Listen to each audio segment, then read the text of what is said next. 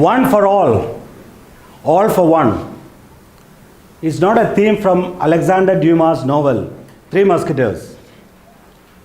But this is a leadership quality that we all need to develop. Are you a leader or a follower? That is a question. I believe all of us here are aspiring to be leaders. You know why? The precise reason is that we have all taken our time and efforts out to join a Toastmasters club, especially a club like Basharia, to learn, to improve, and to lead. Madam President Khulud, Toastmaster of the evening Abdurrahman, fellow Toastmasters, and dear guests, good evening to you all. Good evening. How a leader should be, how you finish that sentence will reveal a lot about your leadership quality. Can anyone tell me what are the important qualities of a leader? Anybody? Genuinity. Okay, genuinity. Caring, decision maker. Empathy. Very good. So, of course, all of you want to be leaders, so you know what it takes to be a good leader. And a good leader should be a strategist, an alchemist, and an expert, a consensus builder, and an empowering person. I believe that a leader should be able to inspire his teammates to achieve their potential. A good leader should be able to build consensus in a conflict situation. A good leader should be like a foundation in a team and should be able to bring all the people together and work as one team. And a good leader also should be able to make a profound statement in her or his act. The good leader should also pursue his or her knowledge and achieve greater heights in her life or in her field. There are different kinds of leadership styles in the world. There are transformational leadership, transactional leadership, autocratic leadership, and democratic leadership styles. These are different styles.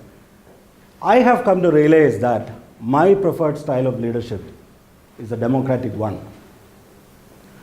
Democratic style of leadership is a kind where a leader makes a decision after getting the feedback from his team, and he calculates, he ascertains all the details, and he takes a decision, a final call. In my organization, RK Group, we follow this kind of democratic style of leadership because we want to empower our people.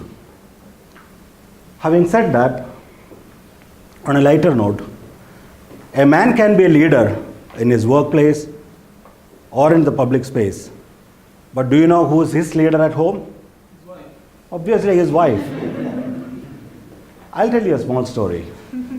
There was a great leader who had accomplished a lot in his life and very successful and very happy in his life. So somebody asked him, what is the secret behind it? So he says, I leave all the silly, trivial decisions like where to buy a house, where to invest our money, where to put our kids for education, where to go on holidays, these kind of silly decisions to my wife. But when it comes to great decisions like who should be the president of America, what is Theresa May's role in UK's economy and Chinese economic situation, I take a decision. So this way, we don't have a fight at home. We lead a happy life. But on a serious note, let me tell you a story about Dr. Abdul Kalam, who was a project director of ISRO, which is Indian Space Research Organization. Back in the day, ISRO was launching its satellite launch vehicle for the first time. Dr. Kalam was the director, and Professor Satish Dhawan was the chairman of ISRO. The launch preparation was all done. 4 minutes before the launch, there were some minor glitches developed in the computer program system, and everybody got in the panic situation.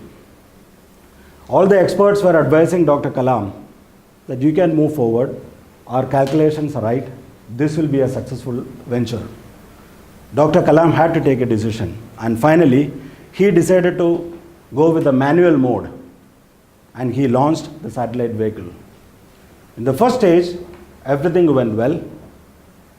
Satellite attained greater heights, and in the second stage, instead of going into the orbit, it fell into the ocean, and the mission was a great failure. The entire India was waiting for the good news, for the press meet, and Dr. Kalam was petrified and terrified to face the public. He didn't know what to do. At that point of time, Professor Satish, who was the chairman, took Dr. Kalam to the press meet, and he told the press reporters that I own this failure. It was my failure. But let me tell you something, I believe in my team, and next year we will be successful. So next year, they again tried and launched the vehicle. This time, it was a great success. The entire country was in a jubilant, festive mood. There was a press conference organized.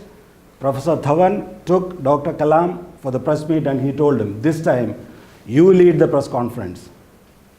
In a way, he was telling him that you hog the limelight. This is what his leadership is all about. It is not only that you inspire people to achieve, complete a task, but it is also to empower people to achieve greater heights in their life.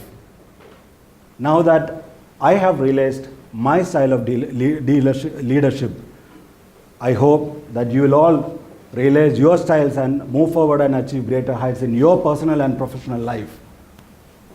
That being said, let it be one for all for one. Over to you,